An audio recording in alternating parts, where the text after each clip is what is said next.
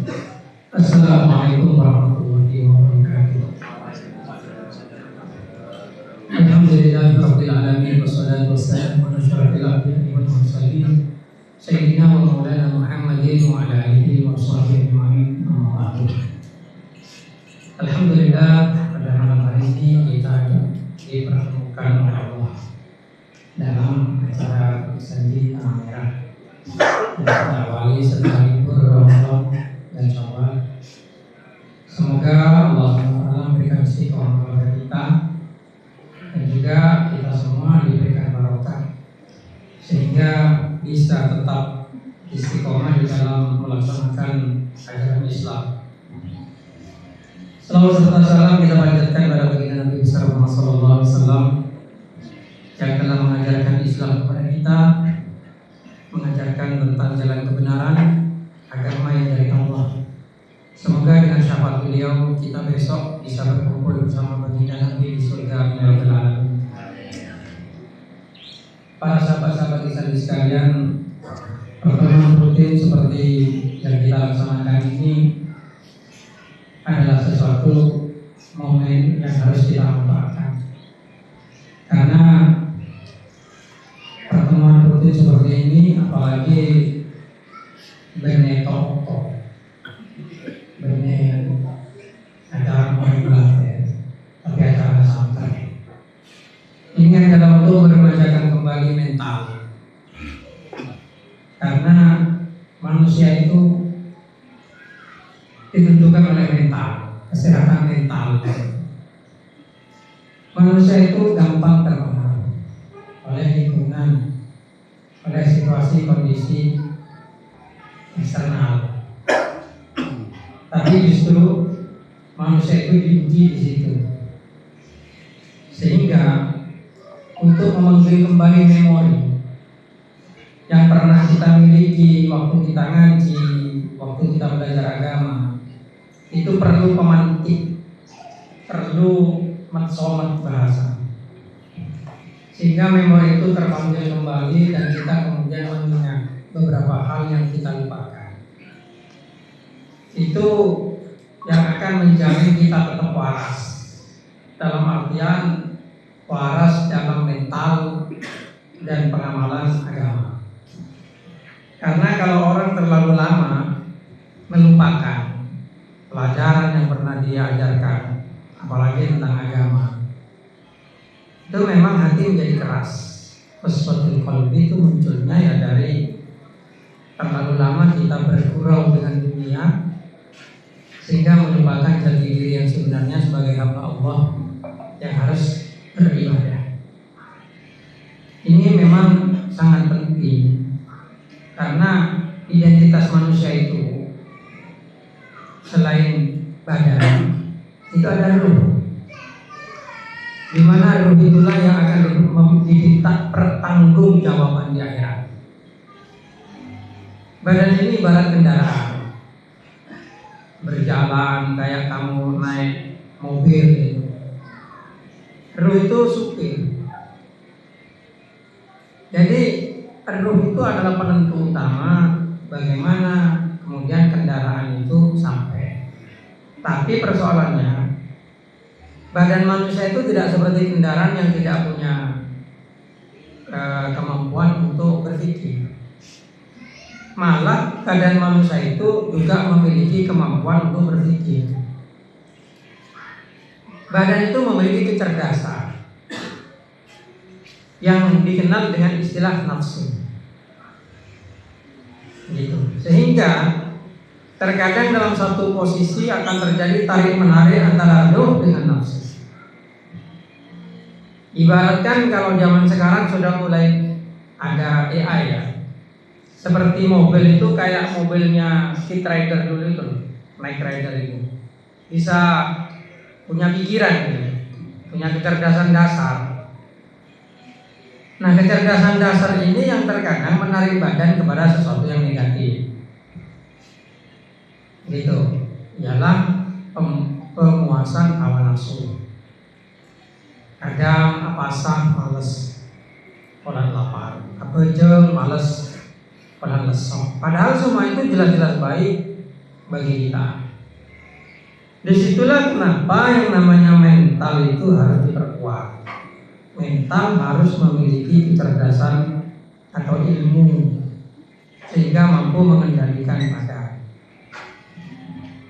Ini yang banyak terlupakan di dalam zaman modern seperti sekarang. Banyak manusia itu ketika mendidik anaknya, karena melihat lingkungan, situasi, posisi, lokasi itu kemudian melupakan pelajaran agamanya. Disekolahkan umum, disekolahkan perguruan tinggi ini, tapi mentalnya tidak dididik. Hanya yang dididik itu otaknya. Otak itu bagian dari badan. Sedangkan ruhnya tidak diberi makanan yang cukup untuk mengendalikan tubuh. Sehingga akhirnya ketika dia tua, ruh itu kemudian hanya menjadi budak dari badan. Dan itu yang kemudian disebut orang ahli maksiat, disebut orang yang fasik, ya, dan lain sebagainya istilahnya. Pertemuan seperti yang kita laksanakan pada malam hari ini sebenarnya adalah untuk menyehatkan mental. Karena kemudian nanti akan diberikan semacam tausiah seperti yang kita lakukan sekarang, diberikan semacam nasihat. Itu adalah makanan bagi mental, sehingga mental tetap sadar, ruh tetap sadar. Apa kewajiban, apa yang boleh dilakukan, apa yang tidak boleh dilakukan, gitu. Nah, inilah yang kemudian harus menjadi pekerjaan jangka panjang, karena ini ujian dari Allah. Kita itu ke dunia itu diuji. Kita itu ke dunia itu mondok, pasti kembali. Semuanya itu karena tidak ada kecuali, walaupun waktunya berbeda. Tapi terkadang ketika badan itu, ketika manusia, saya sebut manusia sebagai satu kesatuan antara ruh dan badan itu, hidup di lingkungan yang lingkungannya lebih subur kepada badan, kepada fisik material, terkadang mental itu memang tenggelam, dan malah tenggelamnya itu diperbudak oleh badan. Sehingga kadang sudah jelas sholat wajib, ya lo apa? Sudah jelas puasa wajib, ya lo apa? Karena mentalnya itu sudah ketutupan oleh kecerdasan badan, oleh hawa nafsu, bahasa kerennya itu. Ulama istilahkan dengan hawa nafsu. Sehingga akhirnya kemudian mental itu lupa pada tugasnya. Baru setelah dia akan mati, dia sadar dan akhirnya menyesal. Tapi waktu itu sesal sudah tidak berguna. Dan itu banyak dicontohkan oleh Allah dalam Al-Quran tentang bagaimana orang-orang yang sudah meninggal itu ingin kembali ke dunia walaupun sebentar, hanya untuk istighfar, hanya untuk meminta maaf kepada Allah. Tapi hukum Allah sudah ditetapkan, orang kalau sudah mati ya nggak bisa kembali lagi. Maksudnya tidak bisa kemudian beristighfar karena sudah melewati waktunya. Nah, karena itu kita yang masih diberi kesehatan, yang dengan Allah masih diberi kesempatan ini, jangan sampai kita itu kemudian menyia-nyiakan waktu. Itulah inti dari hadis Nabi, kita nih bangsan kebelah Husain. Jadi manfaatkan 5 sebelum datangnya yang 5, termasuk bukan kebelah rohika, bukan kebelah marotika dan sebagainya. Sehatmu sebelum datang sakitmu, mudahmu sebelum masa datang tuamu. Mungkin sempat tua. Kalau sempat tua, ketika badan masih kenyang, mental lemah, yang terjadi kan kemaksiatan terus. Mau sempat tua, timbulnya badannya lemah. Umur 40 kata setahu aja belumnya itu, yang malik tidak ditepang kan? Itu berarti badan sudah mulai lemah. Itu tapi mental tetap. Mental itu kalau memang sehat mental itu dan menguasai ilmu agama yang agak pengiran, justru di waktu itulah mental akan menekan lagi. Sehingga banyak orang tua itu kemudian istighfar, taubat dan sebagainya karena badannya sudah lemah. Itu. Nah, tapi untuk orang-orang yang masih muda dan mentalnya itu sadar, itu punya keistimewaan di hadapan Allah besok. Termasuk salah satu orang yang mendapatkan bidun, naungan di saat tidak ada naungan lain yang hari kiamat. Oleh karena itu sebenarnya inti dari orang hidup itu kan menyembah kepada Allah. Kita belajar banyak ilmu, tujuannya mencari Allah, menemukan Allah, menemukan atau menyadari keberadaan Allah. Gitu. Dan itu kalau memang ilmu nanotok, depannya dari jalan apapun, selama itu ilmu, dari fisika, Einstein yang paling cerdas katanya di dunia itu, dia menemukan Tuhan melalui fisika kuantum. Walaupun tidak bisa dikatakan Islam, tapi dia menemukan keberadaan Tuhan. Orang Buddha dianggap sebagai seorang Buddha kalau dia menemukan pencerahan dan menyadari keberadaannya. Ya, dia menemukan Tuhan, tapi sayang tidak dalam agama yang diajarkan Allah, yang diridhoi Allah. Orang Hindu sama. Orang Hindu itu juga bisa menemukan pencerahan seperti itu. Tapi karena agamanya Hindu, ya tetap komunikasi dengan Tuhan, tapi besok di akhirat tetap disiksa karena tidak menjalankan apa yang dilegalisasi oleh Allah. Ya sama lah kayak orang petani. Petani banyak yang pandai, tapi yang bisa mendapatkan gelar insinyur pertanian, ya orang yang kuliah pertanian. Walaupun ilmunya kadang kalah dengan orang thesis petani benar. Tetapi gelar insinyur pertanian itu hanya bisa diberikan kepada mereka yang sekolah. Sama, orang banyak menemukan Allah, tapi tidak bisa masuk surga juga karena legalisasinya. Orang yang sekolah bisa oleh ijazah, ajar didik makin bisa, makalah orang yang sekolah tetap bisa oleh ijazah. Ya, orang Islam itu seperti itu kelebihannya. Makanya beruntung orang Islam itu. Amal lobenya tapi ada Islam. Harapan surga itu lebih besar. Kenapa? Ya karena kamu ada di dalam jalur legalisasi, legalitas. Inna dina indallahil Islam. Jadi tidak usah berdebat tentang kebenaran suatu agama sebenarnya. Kita tidak usah berdebat mana agama yang paling benar. Karena kalau patokannya adalah benar, maka nilainya abstrak, tidak pasti. Karena penilaiannya hati manusia. Contoh hukum qisas. Kalau kita bertanya kepada orang-orang internasional sekarang tentang hukum qisas, hukum bunuh, pasti mereka mengatakan itu melanggar HAM, melanggar hak asasi manusia. Tapi persoalannya hukum qisas itu Tuhan yang menurunkan. Jadi ketika ditanya mana yang benar, kamu akan sulit menjawab karena versimu beda. Itulah kenapa orang itu harus mengamalkan agama itu jangan mengukur dari kebenaran, tapi diukur dari ketaatan kepada perintah Allah. Ketika diperintahkan oleh Allah, benar atau tidak benar menurut manusia yang lain, ya persetan. Begitu. Toh nanti akhirnya akan terbuka kebenarannya itu, bahwasanya al-haqqu itu memang dari Allah. Karena nilai kebenaran yang paling benar adalah ditentukan oleh yang maha benar, bukan penilaian manusia. Penilaian manusia ini gampang berubah. Contoh, ini sebagai contoh saja. Dulu di zaman sebelum Islam, agama Kristen itu tidak pernah melarang poligami.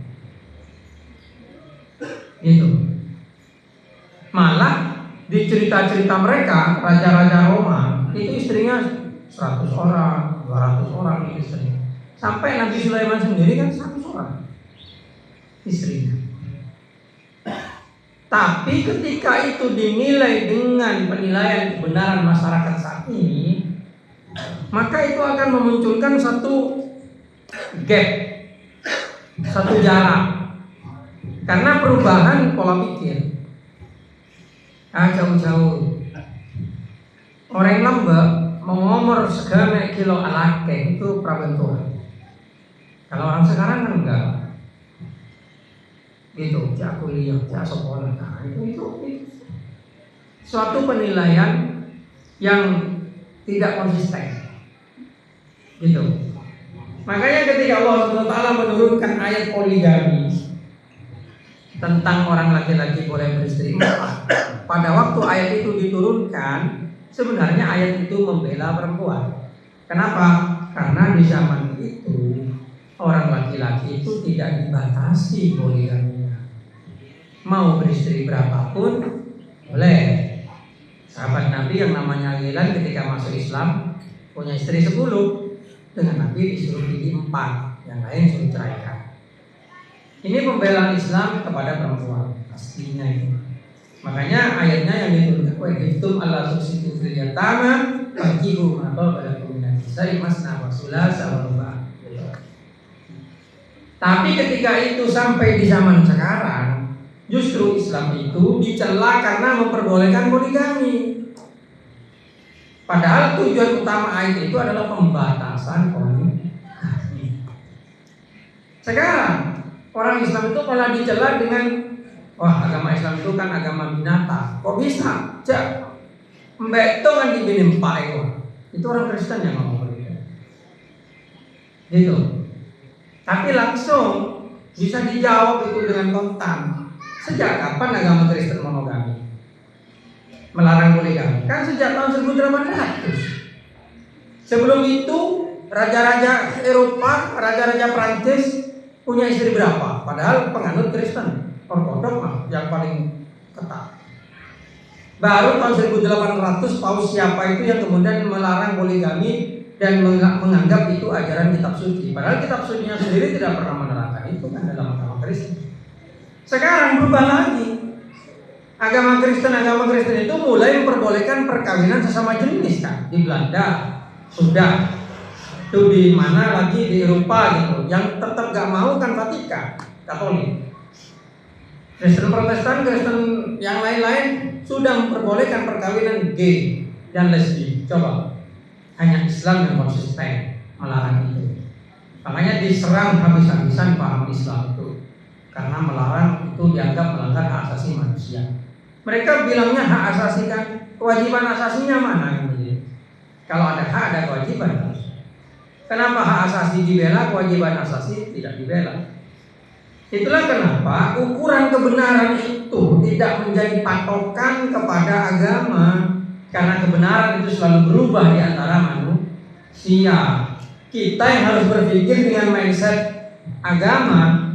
Apa? Menetapkan kebenaran patokannya agama. Karena itu dari yang maha benar. Itu harus kita yakin betul. Jadi ketika kita menemukan di masyarakat suatu kebiasaan, satu istilahnya adat istiadat yang tidak sesuai dengan Islam, maka kita harus meluruskan itu walaupun kata orang-orang itu benar. Misalnya contoh apel kalan yang menuju kuadi itu kan sering terjadi sekarang. Ki apel kalan lebih kuadinya pasang cincin langsung selake semasang. Menurut orang-orang sekarang itu benar kan? Karena pergeseran nilai melalui TikTok, melalui YouTube. Tapi secara Islam tetap salah. Tetap salah. Karena belum halal. Bahkan ngonceng bekal tempat beda acara mantan itu haram itu. Secara Islam. Nah disitulah kita harus gentol untuk meluruskan. Gitu. Monggo ada salah kedijia walaupun ketua masyarakat mereka menganggapnya orang tuanya orang, ditegur harus sampai tidak sesuai Islam. Sebaiknya dirubah. Kalau tidak, azab Allah akan turun. Gitu. Nah inilah yang kemudian harus kita berpikir jernih ke depan. Sehingga kita itu harus banyak muhasabah kepada diri sendiri. Sekarang kewajiban untuk menyelamatkan diri dan keluarga itu betul-betul sangat penting kalau zaman sekarang. Karena apa? Karena kekuatan global itu semuanya sudah cenderung kepada arah yang salah. Nah makanya kita itu memang dengan Allah Ta'ala diperintah dalam Al-Quran, ku anfusakum wa ahlikum naro. Jadi kepada kita dan keluarga kita harus menghindarkan dari neraka. Termasuk membuat salah satu famili kita melakukan sesuatu yang tidak sesuai, diperingati, jago takut. Kita menyampaikan, kalau kita tidak memperingati, salah. Saya juga sering sekarang menyampaikan seperti kebiasaan orang kematian. Orang kematian itu kadang pameli sampai jengajeng. Walaupun ahli waris itu tidak mampu, jengajeng. Takut rasanya tetangga.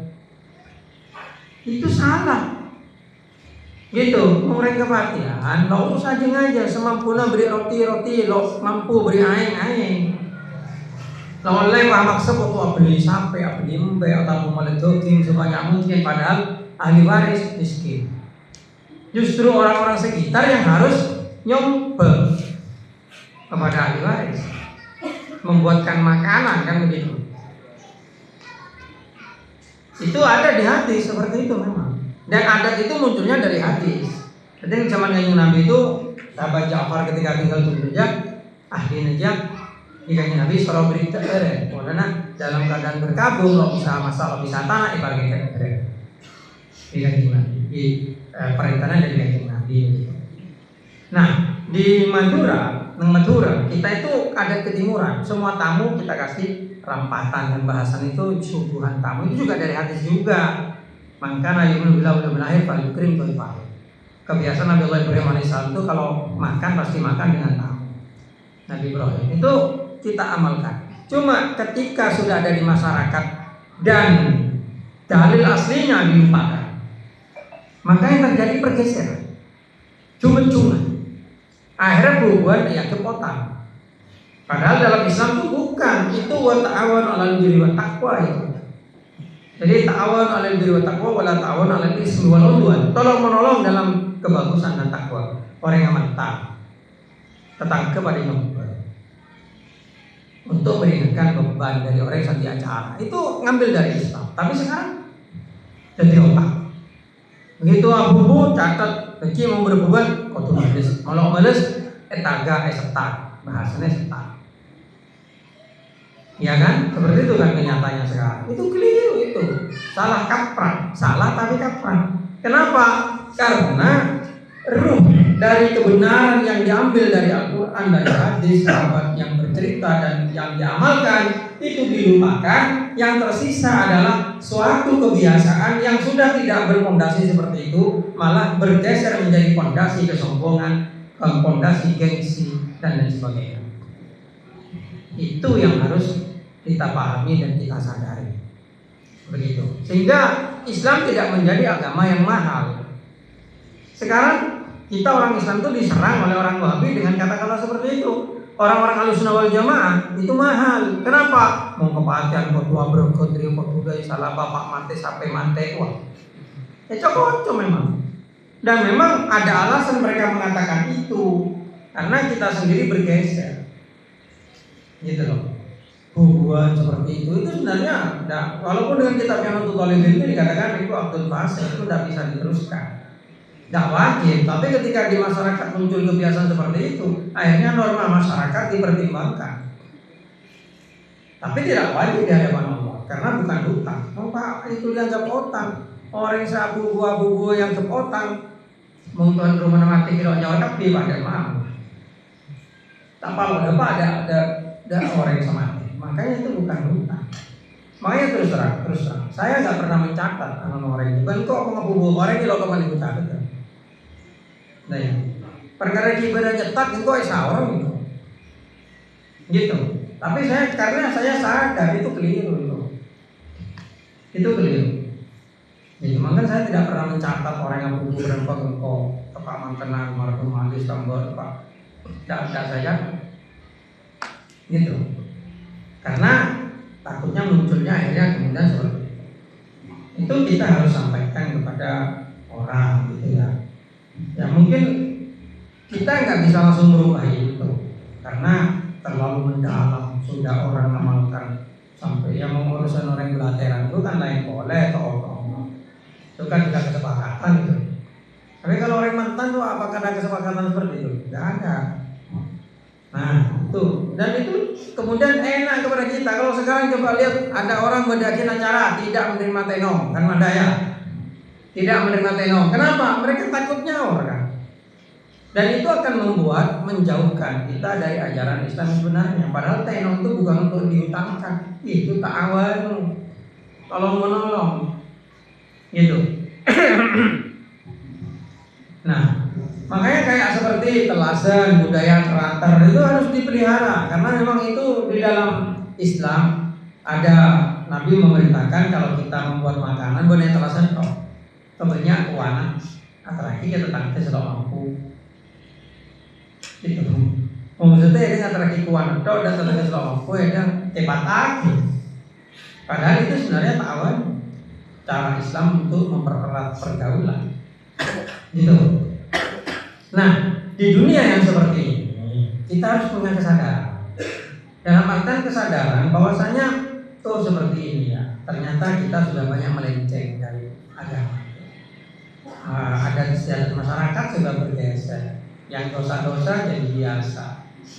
Malah katanya Ustaz Zainuddin dulu itu Zainuddin bisa tontonan jadi tuntunan jadi tontonan. Kan sekarang begitu. Yang tontonan di TikTok ini jadi tuntunan, ditiru. Justru orang yang sholat apa itu malah dijadikan tontonan. Kalau cuma kui bejeng, kalau cuma kui macam Quran, pokoknya ada apa? Itu zaman akhir seperti sekarang.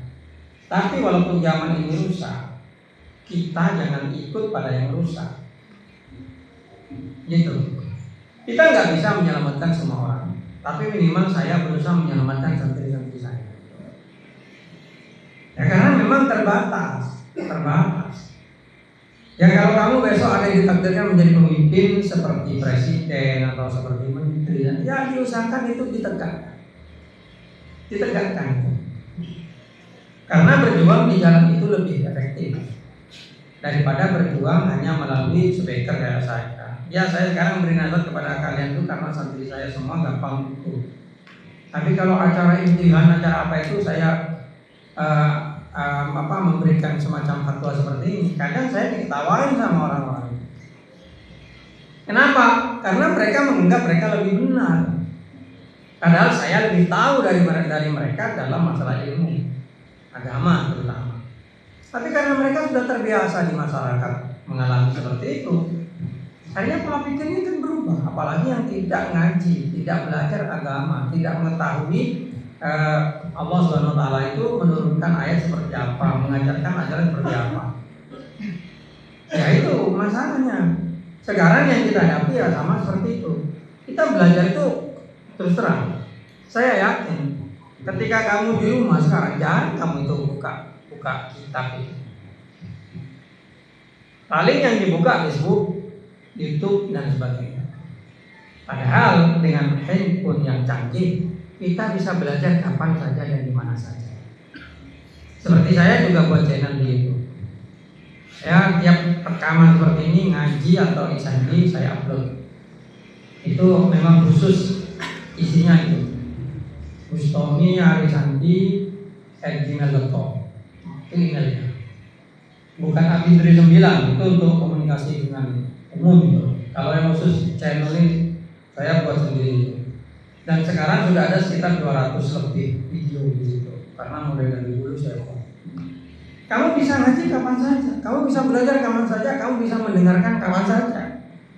Tapi apakah kamu belajar? Apakah kamu mendengarkan? Apakah kamu mengaji? Kan tidak. Karena disibukkan kegiatan ini. Bahkan kamu anggap lebih penting main Mobile Legends, Free Fire atau hiburan-hiburan yang lain daripada itu. Apalagi sekarang sudah ada artificial intelligence AI dengan banyak jenisnya. Ada Gemini, ada Grok, ada ChatGPT, ada DeepSeek, ada Qwen, ada Meta gitu. Banyaklah. Kamu bisa bertanya kalau masalah agama, tanya di situ. Yang ringan-ringan masih terjawab. Kalau yang berat-berat kadang salah mereka jawab.